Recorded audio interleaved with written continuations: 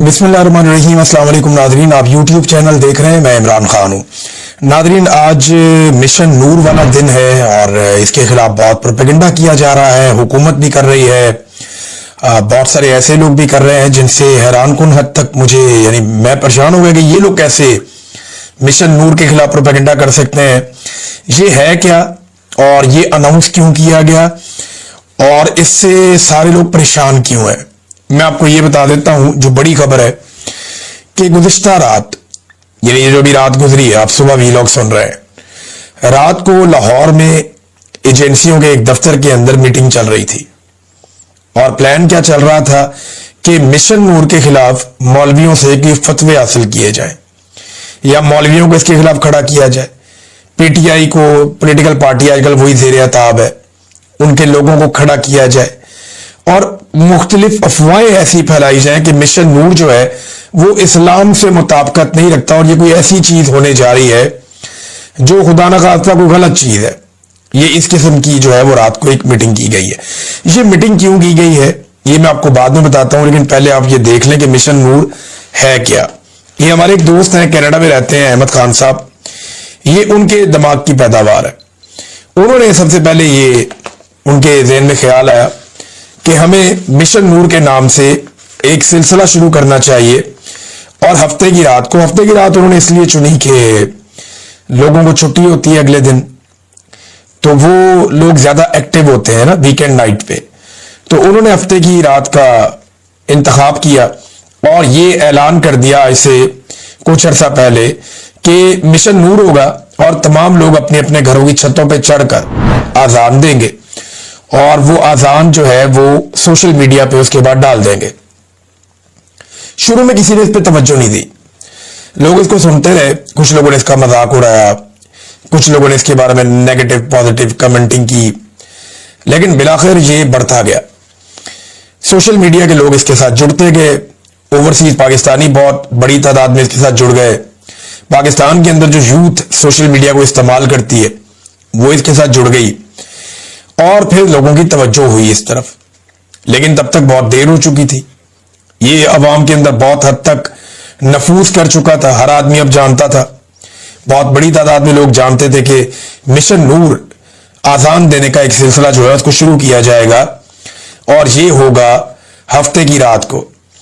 मकसद इसका ये है कि जुल्म और जबर के खिलाफ, जो हुक्मरानों का जुल्म है, जो पाकिस्तान के ऊपर मुसीबतें आ रही हैं, चाहे वो कुदरती आफात है, चाहे वो जो मुसल्लत शुदा हुक्मरानों का एक टोला है जिन्होंने बहुत जुल्म किया है पाकिस्तानियों के ऊपर, बड़ा जबर किया है बच्चों पे, खवातीन पे, और कुचल के रख दिया पाकिस्तानियों की सोच को और उनके मैंडेट को।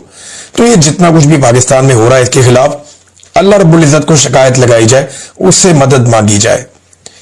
आजान है कि अल्लाह अकबर, अल्लाह सबसे बड़ा है। अशहदु अल्ला इलाहा इल्लल्लाह, आप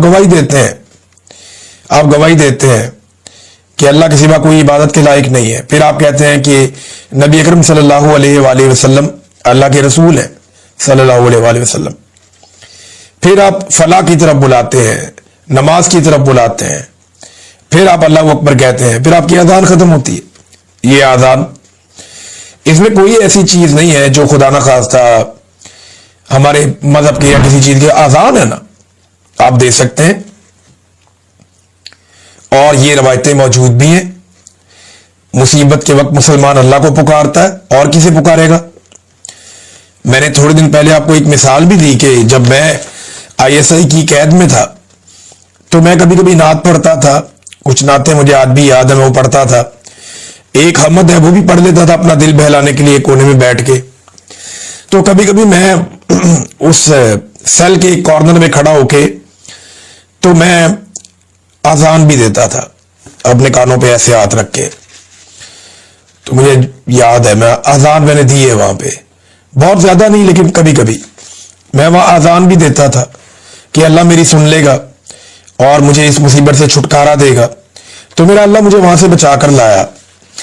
अब मामला यह है कि इसके खिलाफ रात को मीटिंग हुई और उसमें यह तय किया गया कि मौलवियों को बीच में डालो, इसको डालो, उसको डालो। बहुत सारे ऑप्शन जो है उन पे गौर किया गया कि इसको रोके कैसे, ये नौबत क्यों आई। देखें, इसकी जो सोशल मीडिया पे रीच है वो करोड़ों में पहुंच चुकी है। बहुत बड़ी मिकदार में लोगों ने इसको देखा है, और अगर तमाम प्लेटफॉर्म्स को आप इकट्ठा करें तो वो इतनी ज्यादा है कि माजी करीब में कोई भी चीज इतनी ज्यादा वायरल नहीं हुई जितना मिशन नूर वायरल हुआ है। अब पाकिस्तान की जो एजेंसियां हैं या जो एस्टेब्लिशमेंट है उसे इस बात की फिक्र पड़ गई कि इमरान खान को तो जेल में रखा हुआ है, तो लीडरशिप को तो हम कुछ ना कुछ करके कंट्रोल करते हैं, और वो भी तब तक करेंगे ना जब तक वो कंट्रोल हो रहे हैं। जिस दिन पब्लिक बाहर निकल आई तो यही जो लीडरशिप है ये एस्टेब्लिशमेंट को जूतियां मारेगी। ये जो बेचारे लोग हैं लीडर्स हैं पीटीआई के, ये कोई एस्टेब्लिशमेंट से मोहब्बत नहीं करते, ये बात मैं आपको बता दूं। ये गंडापुर को भी कोई इश्क नहीं है एस्टेब्लिशमेंट से, इसको मौका मिलेगा सबसे पहले जूते मारेगा एस्टेब्लिशमेंट को, मैं जानता हूं इसको, ये नहीं छोड़ेगा, ये अंदर से बहुत तंग है। और मैं ये भी नहीं कहता कि गंडापुर इमरान खान का कोई दुश्मन है, नहीं, वो इमरान खान के वफादार साथियों में से है, फंसा हुआ है, क्योंकि सामने फौज है ना, एस्टेब्लिशमेंट है, मिलिट्री एस्टेब्लिशमेंट, वो बहुत ताकतवर है। लेकिन जब पब्लिक निकल आई तो आप इन्हीं लीडर्स का रवैया देखिएगा एस्टेब्लिशमेंट के साथ कैसा हद तक आमेज होगा।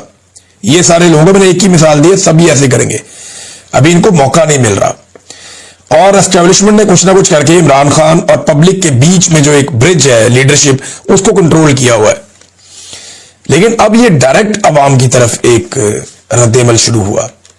अगर ये कामयाब हो जाता है और नेक्स्ट एक और चीज अनाउंस होती है जो मेरी इंफॉर्मेशन के मुताबिक मिशन नूर आज रात को है ना, तो उसके फौरन बाद ये अनाउंस हो जाएगी और फिर फर्दर आगे और चीजें अनाउंस होंगी। तो एस्टेब्लिशमेंट को इस चीज का डर पैदा हो गया कि अगर लोग खुद ही से एक तहरीक बना के बाहर आ गए और खुद ही से लोगों ने सोशल मीडिया के जरिए से, यही हुआ था ना श्रीलंका में, बांग्लादेश में और नेपाल में, कि लोग अपने तौर पे निकल आए थे, तो एस्टेब्लिशमेंट को डर लग गया। रात जो है वो बहुत सारे अफसरान ने बेचारों ने जाग कर गुजारी है, कभी मौलवियों को जगाते हैं, कभी सियासतदानों को जगाते हैं। हलीम आदिल शेख का एक स्टेटमेंट भी गर्दिश कर रहा है। एक स्टेटमेंट जो है वो आरिफ अलवी साहब का भी है, वो ये कहते हैं कि मिशन नूर एक रोशन उम्मीद है, आजान में अल्लाह की बड़ाई है, शहादत है, हमारे आका मोहम्मद सल्लल्लाहु अलैहि वसल्लम पर गवाही है, फलाह की दावत है और कलमा है, फिर बरकत क्यों ना आएगी। अगर हम इखलास के साथ अल्लाह से मुल्क की भलाई मांगेंगे तो उसका फजल जरूर शामिल हाल होगा। अवाम की निजात और उसी दिन मुमकिन है जब फस्तायत का अंधेरा खत्म हो और जमहूरियत का सूरज दोबारा तलू हो, इंशाअल्लाह। ये जनाब आरिफ अलवी साहब कह रहे हैं। अब एस्टेब्लिशमेंट का जो खौफ है वो अपनी जगह पे ठीक है कि अगर पब्लिक निकल आई तो फिर क्या होगा। तो आज पाकिस्तानी कितने बड़े पैमाने पर निकलकर अपनी छतों पर आकर, आपने बाहर नहीं जाना, आपने कहीं जाके पुलिस को चैलेंज नहीं करना, आपकी चादर और चारदीवारी के अंदर कोई नहीं आ रहा, आप करोड़ों पाकिस्तानी हैं, अपनी अपनी छत पे चढ़े जहां पे आप मौजूद हैं, चाहे दोस्त इकट्ठे होकर किसी छत पे चले जाए, चाहे अपनी अपनी छत पे आ जाएं, खड़े हो और आजान दें। बड़ी आसान है आजान, जो लोग नहीं दे सकते वो दूसरे को बोले वो आजान दे, वहां खड़े होकर सुने और उसकी वीडियो बनाकर सोशल मीडिया पे अपलोड करें। अगर 10-15 हजार लोगों ने ये वीडियो बना के अपलोड कर दी, आजान तो बेशुमार लोग देंगे मुझे पता है, लेकिन सारे लोग वीडियो नहीं बना पाएंगे। तो जिन लोगों ने ये वीडियो बना के अपलोड कर दी, उससे एक बहुत बड़ा इंपैक्ट क्रिएट होगा और फिर वो आगे बढ़ेगा। आगे क्या होगा मैं थोड़ा बहुत जानता हूं, लेकिन अभी आपको बताऊंगा नहीं। जिन लोगों ने ये काम शुरू किया ना, उन्हीं को आगे बढ़ाने दीजिए और वही बढ़ाएं तो ज्यादा बेहतर है।